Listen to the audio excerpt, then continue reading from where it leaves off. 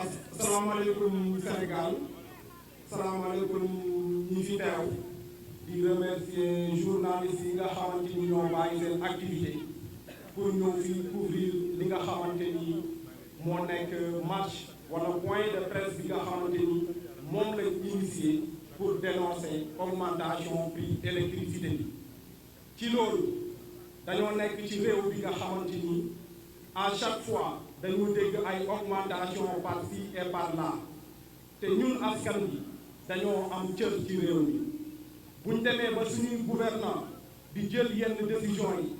war nañ bàyyi xel askan bi nga xamante ni ñu ngi toog am ay jafe-jafe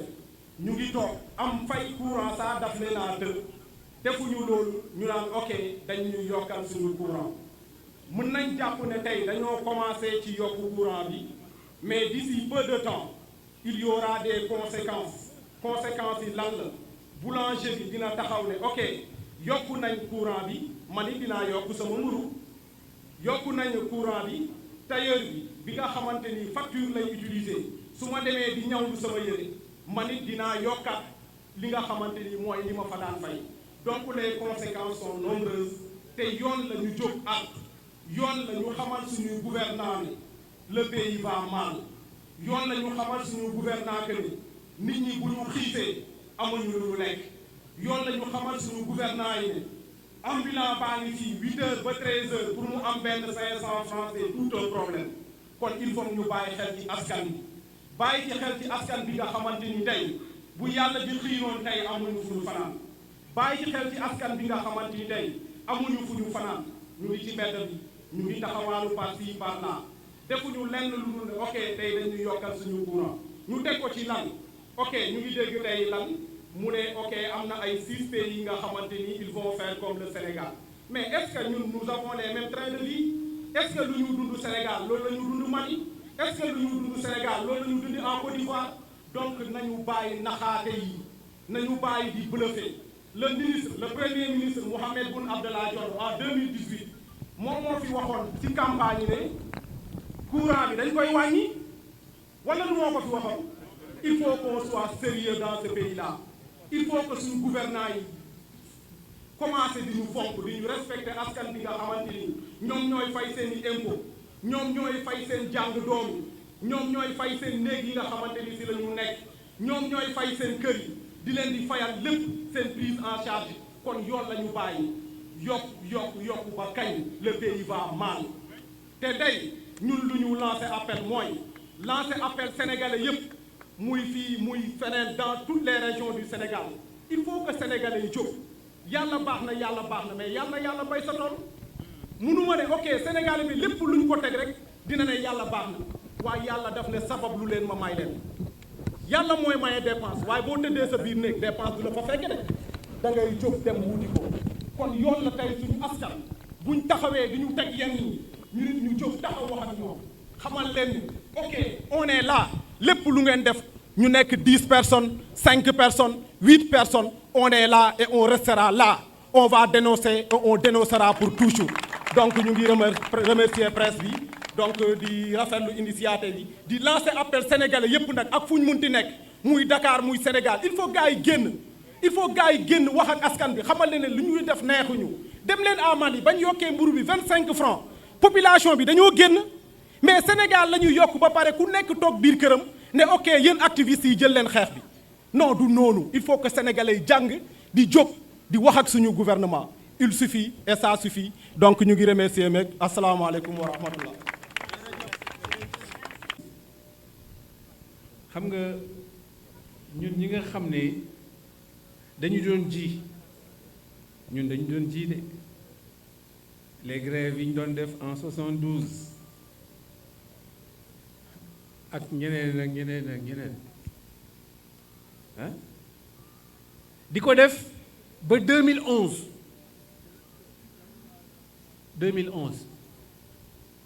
kan moo gaañu fi le plus célèbre parmi ñi nga xam ne ñoom la ñu rey fii Mamadou Diop kon M23 est-ce que dégg ngeen M23 kii baa ngi ci kaw mi ngi ñëw kon fii bu kenn tiit bu kenn daw bu kenn ragal n'est-ce pas bu ngeen demee surtout les jeunes bu leen fàtte mukk Sidi Lamine Niass li mu liggéey fii mais Sidi da doon manif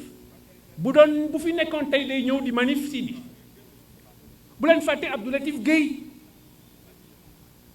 parce que bu ngeen amul démb rek perte ngeen jeunes yi dama leen di wax dem leen ngeen saytuwaat Thierno Souleymane Baal lu tax mais avant les français yi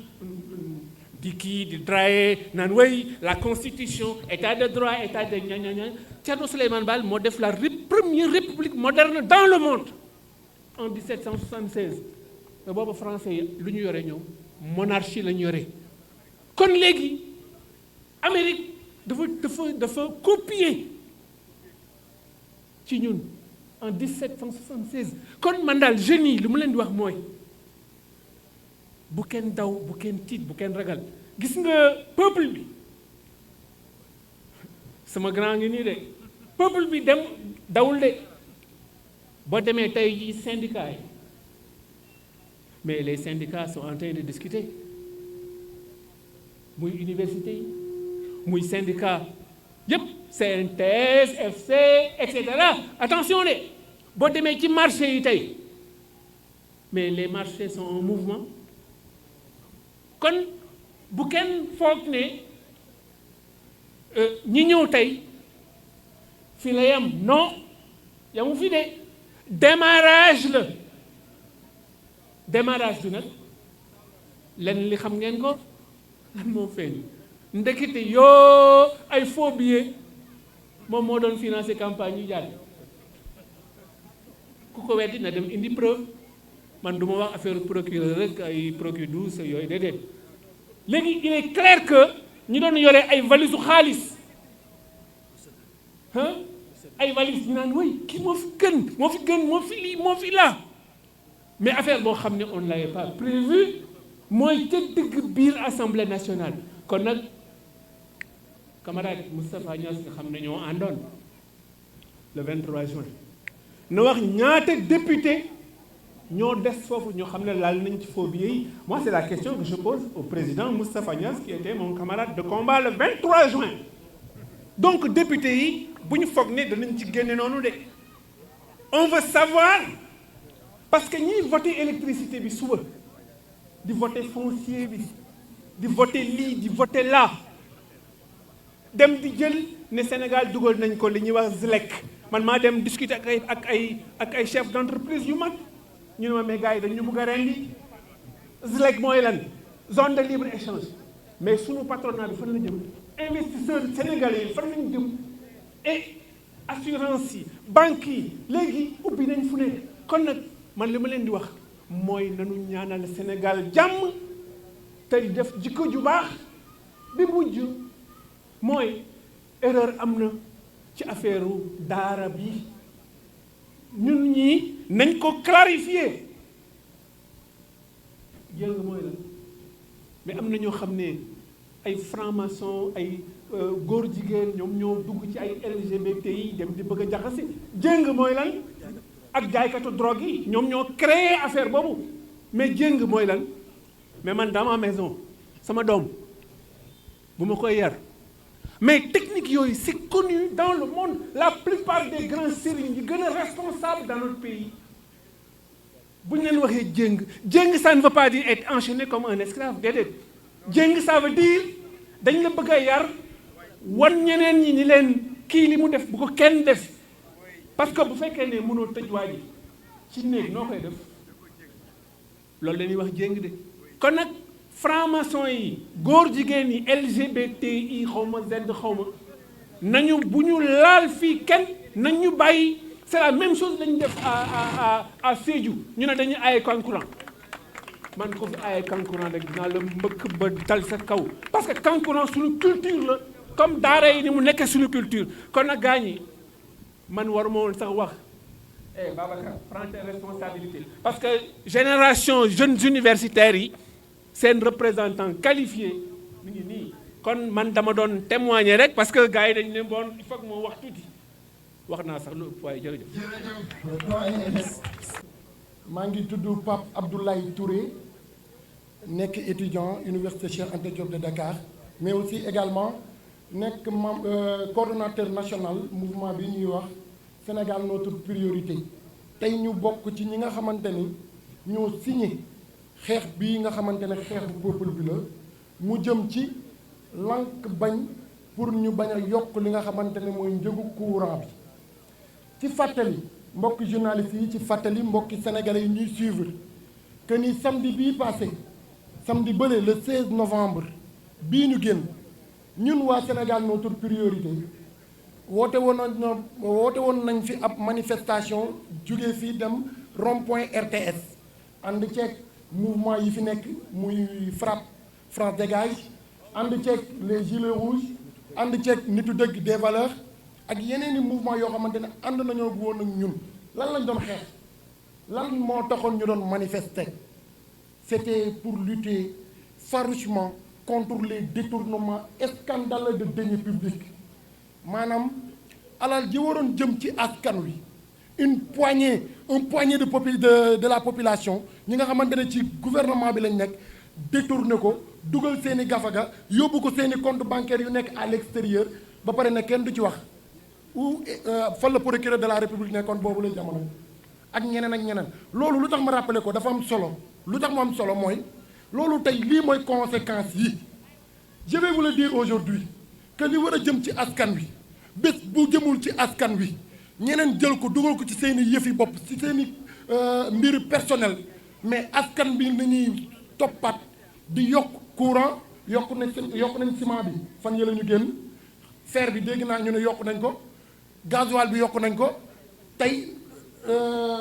mburu bi yokk nañ ko comme ni ko sama frère waxee tey ñi ngi yokk li nga xamante ne mooy électricité bi mais su fekkee alal bi war a jëm ci askan bi pour saafara seeni jafe-jafe ay nit détourné ko dugal seeni gafaga mais fii la ñuy mujj moo tax nag nous lançons un appel aux hommes religieux maanaam kilifa diine yëpp muy murit muy tiijaan muy xaadir muy laayeen muy ñeseen parce que réew mi tey su demee ba toll fii ku ci nekk war na jël part de responsabilité am ku ci nekk war na engagé wu jël ay responsabilité am bu mu mat sëkk parce que réew mi nag mi ngi ñuy bëgg a jaaxal parce que soo xoolee nouveau bachelier yi ba léegi dañoo am problème d'orientation dañ lay orienté ce matin à 13h UCAD nga ñëwaat à 19h ñu yóbbu la UVS nga ñëw à 22h ñu yóbbu la Gaston Berger mais c'est un problème énorme te war nañ cee wax sànq Chérif Gaïdo je pense que énuméré na jafe-jafe yi fi nekk muy le problème de l'éducation mais yooyu ëpp farata les inondations parce que nawet bi jeex na rek dañ ko war a fàtte léegi su inondation ñëwewaatee ñu dundaat les mêmes difficultés on a quel type de dirigeant dans ce pays nous tenons à dire à son excellence monsieur Macky Sall qu'il a mal dafa nu mu duggee ci histoire Sénégal duggin bu ñaaw te wayam du fay mukk parce que am na ñu fi jotoon jaar ana Senghor tey soo indi woon Senghor indi Mamadou Dia ndaw yëpp dem ci Mamadou Dia ana Cheikh Anta Diop tey soo indi woon Abdou Diouf indi Cheikh Anta Diop ndaw yëpp dem ci Cheikh Anta Diop loolu mooy inscrire ton nom dans l'histoire de ton peuple il faut savoir inscrire ton nom mais bu mu faloo ba léegi lan lañ fi gis ay détournement ana Mbaye Niang Prodac mais 12 milliards yi nga xamante ne moom la Sénélec di jooy ba tax muy yokk courant bi à valeur de 10% mais le détournement des 29 milliards du Prodac réglé woon na problème bi ana 108 milliards yi ñuy toppee Siré Dia kan moom mu mën a wax procureur de la République lan la ci def ana 6000 milliards yi ñuy toppee rek Macky Sall waa dama ne ana 9 milliards 700 millions yi ñuy toppee ki nga xamante ni mooy Samuel Sarr depuis 2008 ba léegi amul benn poursuite judiciaire amul information judiciaire lu tax c'est parce que dafa rallié wu avec la mouvance présidentielle ñaari justice moo fi am dóor doom làq doom ñi sàcc ñu détourné alalu askan bi suñ ko gokki woon tey du ñu yokk électricité dañ koy wàññi ñu détourné alalu askan bi suñ ko gokki woon tey problème éducation enseignement supérieur du am problème. Est-ce que vous savez qu'il y a moins de 5% de la population sénégalaise boo xamante ni ñoo yegg ci niveau enseignement supérieur? Comment un pays peut se développer avec 5% de soi-disant cadres? C'est tout un problème.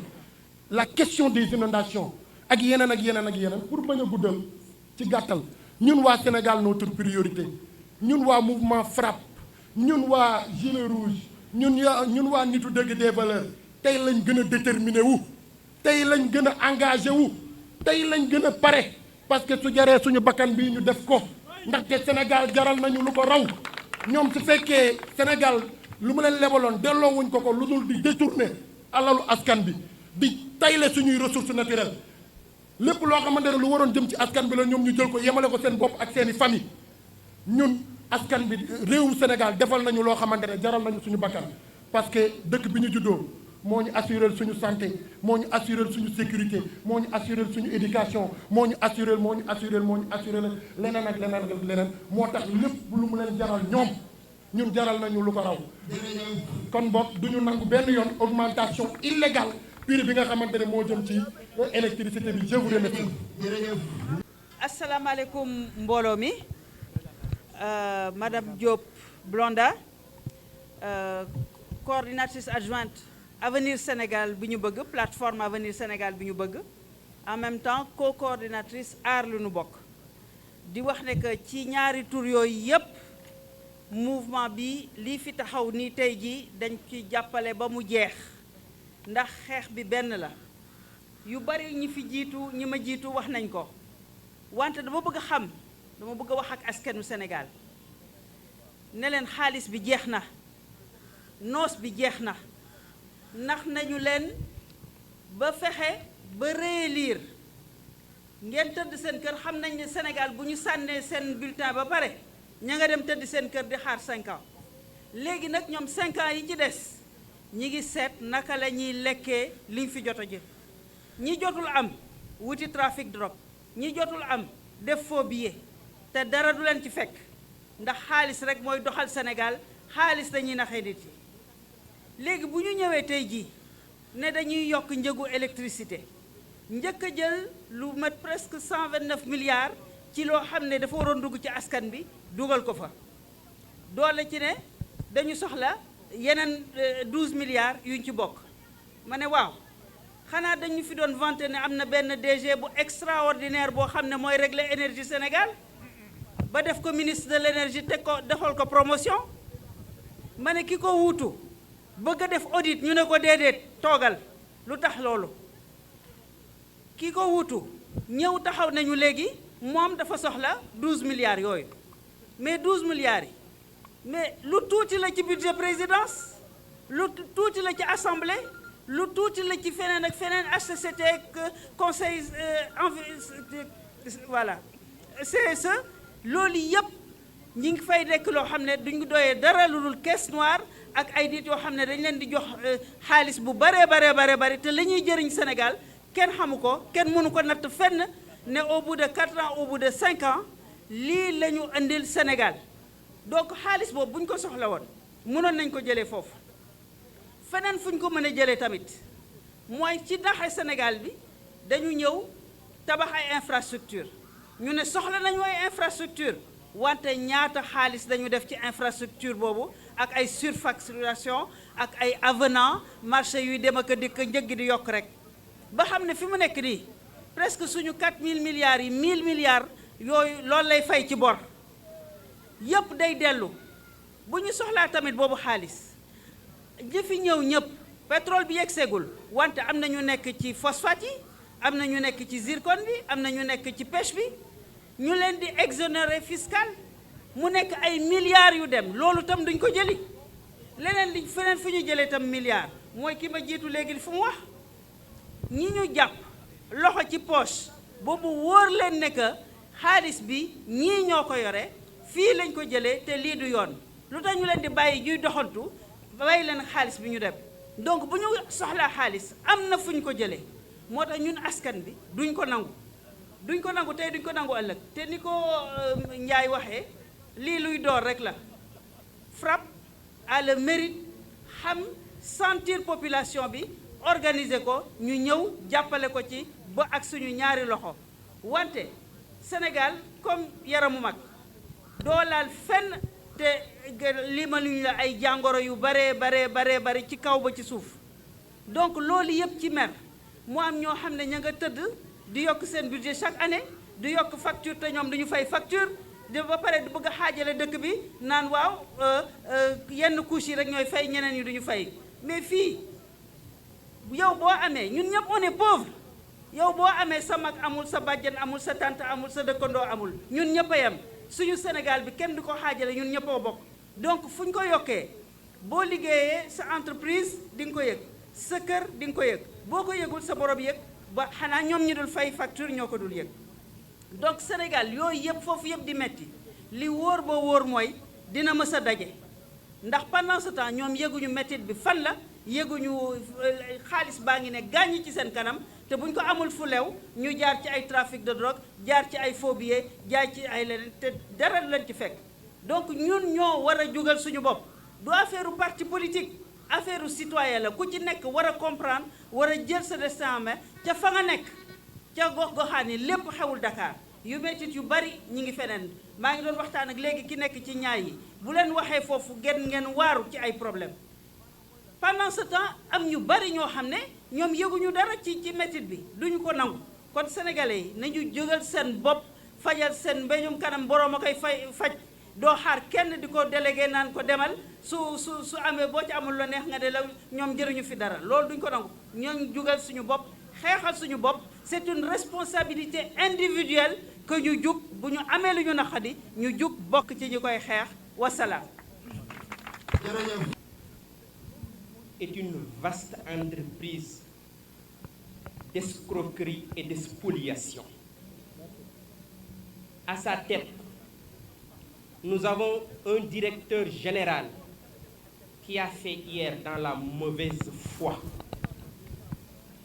J'ai des questions à poser au directeur général de la Sénélec. Cette Sénélec qui nous ment et nous vole. Cette Sénélec qui ressemble à l'histoire d'une femme à qui on a tout donné, qui a tout demandé et qui est incapable le matin de servir un plat d'omelette. Monsieur le directeur général, où sont passés les milliards que l'État a investis dans cette boîte depuis plus de 15 ans? De 2005 à 2010, la Sénélec a englouti plus de 800 milliards. À partir de 2011, lorsque le ministre du Soleil, du ciel et de la terre a été nommé ministre de l'énergie, il a mis en place le plan TACAL, qui a coûté à l'État du Sénégal 650 milliards. Après la défaite d'Abdoulaye Wade, la Sénélec a remplacé le plan TACAL par le plan Yessal,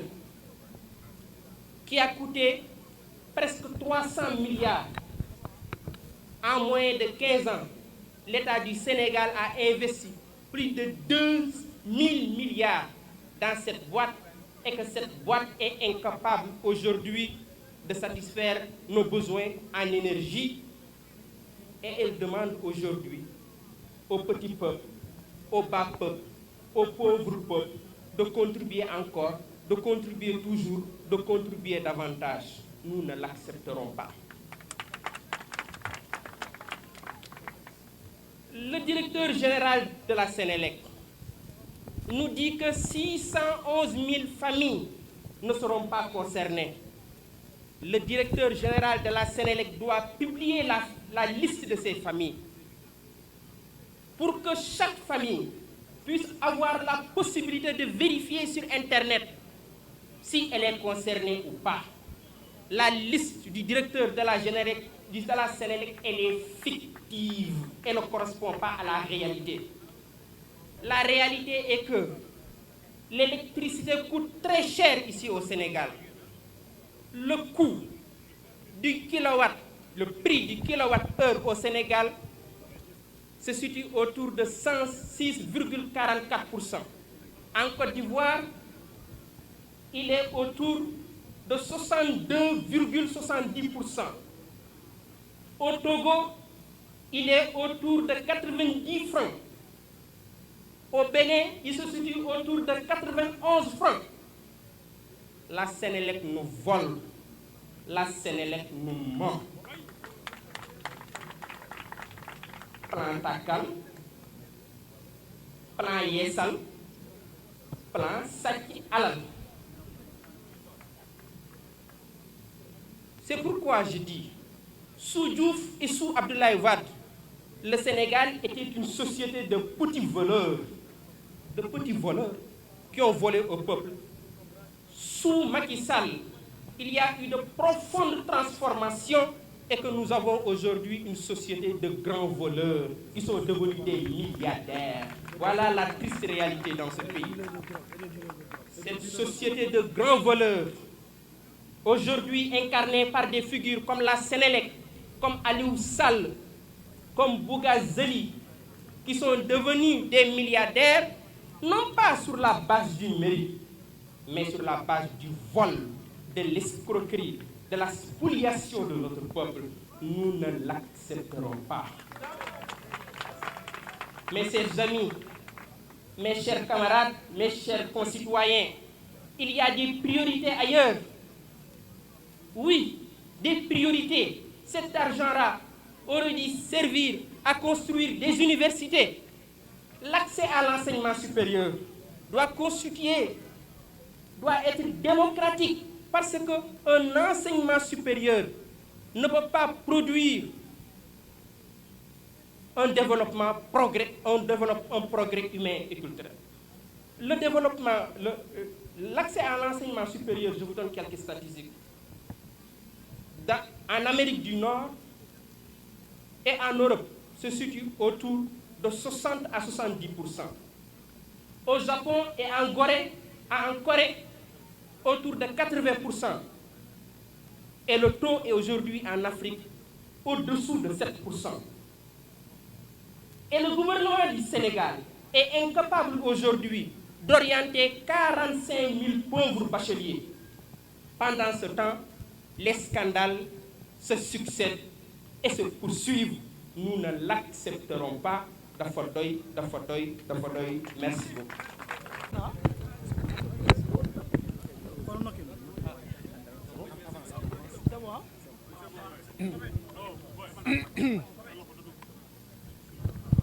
mbokk yi ñu ngi leen di nuyu yéen ñëpp ci seen tur ak seen sant di rafetlu teewaay bi defe naa ne suñu mbokk Ousmane Wade am na lu mu jot a wax ci ndorteel bi foog ñu waxaat ko ñu bëri si yéen da ngeen xëy tey titre aar li nu bokk manifeste aujourd'hui or fàtte ngeen ne démb rek la aar li nu bokk def conférence de presse à aucun moment donné lors de cette conférence de presse il n'a été question d'une manifestation de aar li nu bokk donc yéen itam jàppale leen ñu en donnant, en informant vrai et juste bu ñu yeewoo le matin gis ay titres aar li nu bokk organise. Or, nos 5 organisations démb envoyé nañ à toutes les rédactions au moins des textos démb à 21h au moins ak ce matin pour vous dire Sénégal notre priorité force démocratique du Sénégal gilet rouge forum social sénégalais Nitu Dëgg ak FRAPP France Dégage vont s'adresser à la presse aujourd'hui à 16h malgré tout ñenn ñi titré lu ñu war a titré ce n'est pas bon baaxul et comme on est en famille foog ñu waxante ko fii ñu gën a góorgóorlu bu ñuy en fait relayer information loolu bu noppee borom kër bu amee jafe-jafe am na sañ-sañ wax njaboot bi temps yi kat marché neexul dama leen di ñaan yéen doom yéen jabar ngeen serrer la ceinture suñ doon lekkee yaa sa ginaar ñu añee xëy na mbaxal saalum bu keccax doyul mbaxal saalum bu amul yëpp njaboot bi nangul ko waaye nag njaboot bi mënul nangul borom kër yi ñu serrer la ceinture ba pare bu ñu yeewoo le matin ñuy gis ay yaxu ginaar ci mbalit bi ñuy ndekkee sombi di añee ñànkatang bu amul soos di reeree cere bu amul soos ba pare boo yeewoo le matin ngay gis ay yaxu ginaar mu leer la ne du doom moo ko lekk du jabar moo ko seeñu waaye borom kër gi la situation bii la ñu nekk président Macky Sall la ñuy waxal c'est vrai que dañoo fay directeur général bu Sénélec pour mu waxal leen waaye ñun ñëpp xam nañ ndeyu mbind li président de la république la mënul moom ak ñi ñu àndal di luubal bés bu nekk suñu xaalis di sàcc bés bu nekk suñu xaalis di rawale bés bu nekk suñu xaalis di toje bés bu nekk suñu xaalis ba pare xëy naan ñu waaw dañuy yokk njëgu ciment xëy naan ñu waaw dañuy lokk leneen ak leneen ba démb xaw ma barki démb ñu yëgal nu ñee dañuy yokk courant mënuñu ko nangu tey mënuñu ko nangu ëllëg jaam bu sonnaan jóg xeex ak buur dama ne jamono njaam bu jaam sonnaan day jóg xeex ak buur ñun nag duñu ay jaam président de la république du buur président de la république suñu surga la ñun ñoo ko fal pour mu ñuy doxal suñu ay soxla donc bu fekkee jaam bu sonnaan jóg xeex ak buur fii nag sénégalais yi laay waxal ku nekkul jaam bu sonnee bu dammee bu tàyyiwee dafa war a jóg wax ak surga ndaxte surga kat mënuñu ko jox dépense yebal ko surga boobu du bañal boppam dara du bañal boppam tus ba pare nag ñëw naan yow mii nga xam ne yaa ko yónni na nga yokk dépense di yokk moom muy lekk di wann di seeñu di la bàyyi ci fande ci sonn ci naxar ci métit loolu moo xew depuis 2012 loolu la ñuy jànkonteel tey itam ci wàllu mbiru courant bi moo tax ñun mënuñu nangu yokkute bi réew moo xam ne démb ñu naan coowal 94 milliards barki démb ñu ne coowal 29 milliards tey ñu ne coowal 6000 milliards suba ñu wax coowal 5 milliards réew moomu li muy tekki mooy am ma nga fa yàlla may na ko xaalis am na li am mooy dafa am ñoo xam ne dañu teg ay golo ñoom ñuy baabun yoo xam ne seen liggéey mooy lu ñu liggéey ñu nangu lu ñu liggéey ñu aakimoo lu ñu liggéey ñu toje lu ñu liggéey ñu sàcc lu ñu liggéey ñu foog ne ñoom ñoo ko moom dañoo ne dafa doy moo tax ñu ne ñoo lànk ñoo bañ duñ ko nangu ñoo lànk ñoo bañ duñ ko nangu ñoo lànk ñoo bañ duñ ko nangu duñ ko nangoo duñ ko nangu ñoo lànk ñoo bañ duñ ko nangu duñ ko nangoo duñ ko nangu ñoo lànk ñoo bañ duñ ko nangu jërë ngeen jëf. alors bu ñu waxee ne dafa am ay citoyens sénégalais yoo xam ne du ñu yëg yokkute courant bi liñ ci mën a wax mooy mensonge d'État mensonge d'État mensonge d'État mensonge émergent ndaxte kat li am mooy suñu facture yi dina ko yëg dinañ ko fay dinañ yëg yokkute bi ci suñuy facture benn ñaareel bi ñun ñëpp dinañ ko yëg ndaxte lépp li nga xam ne dañoo soxla courant pour meññal ko pour defar ko pour produire ko lépp li nga xam ne dafa soxla courant njëgam dina yokk waaw bu ñu moytuwulee mburu dina yokk il va y avoir une cascade d'augmentation augmentation bi du yem ci courant bi loolu mooy dëgg donc ñëpp dinañ ko sentir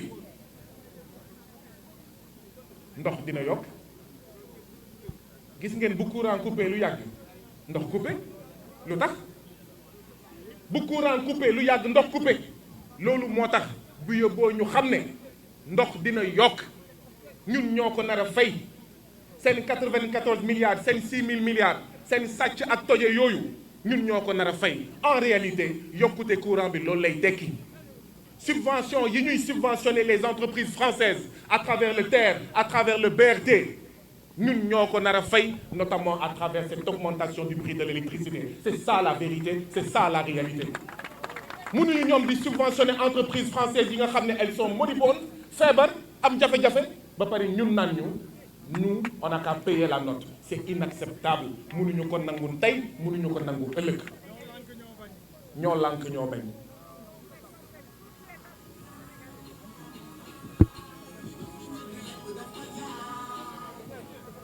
jërëjëf Didier loolu moo tax ñu ne kat am na solo ñi nga xam ne ñooy woowee seen bopp aji bëgg réew muy patriote am na solo démocrate yi am na solo citoyen sénégalais yi moo xam ñu ngi bokk APR moo xam ñu ngi bokk opposition moo xam bokk ñu fenn moo xam voté loon nañ Macky Sall moo tax voté luñ ko woon ñu ànd mobilisé wu ndaxte kat mënuñu luwaas bi cher ciment bi cher lépp cher wàññi woo dund bi nga naan da nga ko nar a yokk à travers l'augmentation du prix de l'électricité bi ci topp mooy bu yóbboo itam ñu xam ne président Macky Sall en augmentant le prix de l'électricité il est en train de suivre les injonctions du FMI et de la Banque mondiale 2015 déjà Maïmouna Ndoye Seck ministre de l'énergie mu ngi doon wax ne Fonds monétaire international FMI mu ngi doon def des pressions à l'endroit du gouvernement pour mu appliquer lu ñuy woowee la vérité des prix mooy lu ñuy dund nii mooy yokk bàyyi subvention électricité bi yokk bàyyi prix yi marché bi di ko réguler maanaam kon bu bari bi yokkee mu yokk donc ça veut dire que ñun citoyens sénégalais war nañ tamit bàyyi xel bu baax a baax ci suñuy rapport suñuy diggante ñun suñuy réew avec les institutions internationales institutions yooyu duñu ay mbokk institutions yooyu duñu ay xarit institutions yooyu nekkee wuñ fi lu dul privatiser justement en parlant de privatiser est-ce que xam ngeen ne ci biir Sénélec ci biir état bi on parle de réformer la Sénélec bu ngeen déggee réformer une institution fii Sénégal rek bu yóbboo ngeen ne privatisation en réalité augmentation bii benn jéego rek la fi ñu jëm dans quelques semaines dans quelques mois soreetul mooy la privatisation de la Sénélec ñu leen di fàttali ne yoon bu mujj bu ñu privatiser Sénélec musiba la woon Hydro-Québec Elio lañ ko joxoon mais ñooñu foxale boo xam ne di lekk muy am ay coupure muy am ay xuj kamaj ba gars yi jëlaat maanaam Sénélec ci loxo Hydro-Québec Elio mbokk yi mënuñu jaay ndox bi mënuñu jaay raay bi jaay Sonacos jaay lépp jaay port bi dara desatu fi ñu ne léegi dañuy jaay maanaam courant bi kon mobilisation bi dafa war a nekk une mobilisation boo xam ne c'est contre l'augmentation du prix de l'électricité mais également contre la privatisation de la Sénélec parce que du yàgg trop foofu lañ jëm fi may daanelee mooy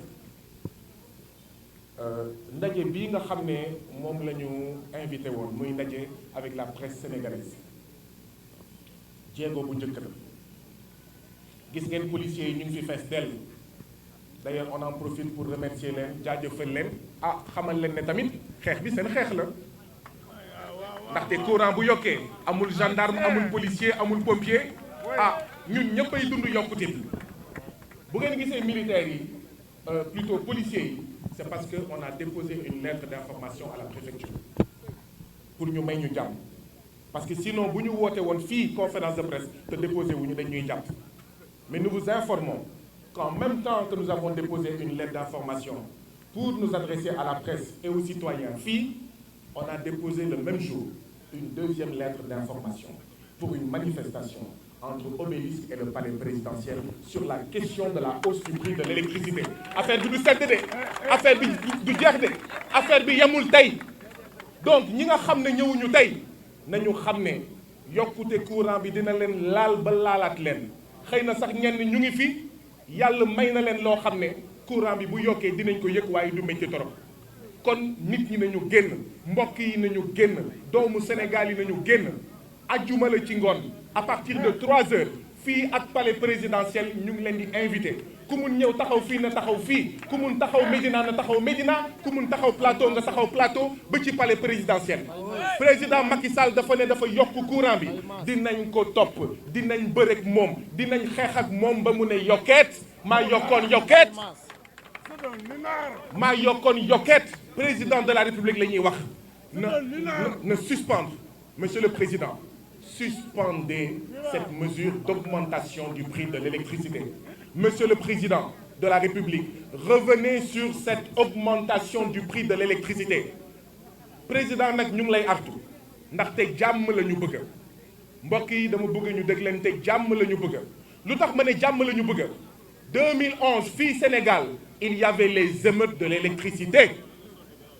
wax dëgg yàlla président nañu musal bëgguñu une deuxième émeute de l'électricité waaye nag ñun duñu toog seetaan lu mu bañul ci mbir mi ñun duñ ko ci bañ waaye bëgguñu une émeute de l'électricité ndaxte à part la manifestation du vendredi dinañ continuer def ay manifestations nous vous informerons sur le plan d'action may profiter di wax ne mensonge d'État bi yemul rek ci ne ñëpp duñu sentir augmentation bi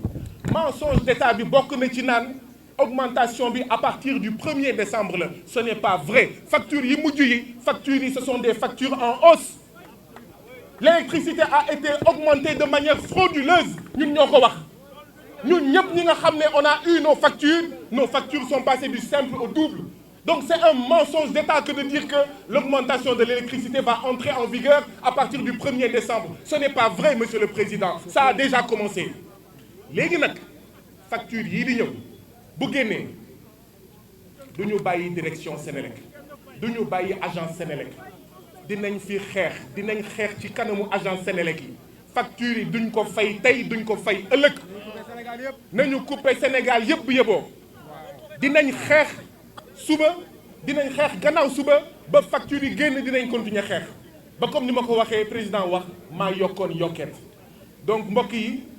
lii la ñu amoon lu ñuy wax ak yéen ñu leen di gërëm di leen sant rendez-vous vendredi après-midi à partir de 15h diggante fii ak palais présidentiel ñu ngi jox un ultimatum au président de la République il a 48 heures pour revenir sur sa décision président de la République vous avez 48 heures pour annuler cette augmentation du prix de l'électricité si vous ne revenez pas sur cette décision le vendredi, nous viendrons devant les grilles du palais pour vous parler, parce que cela signifierait que vous êtes sourds, et nous viendrons devant le palais pour vous dire annulation, annulation, annulation. Jërë ngeen jëf.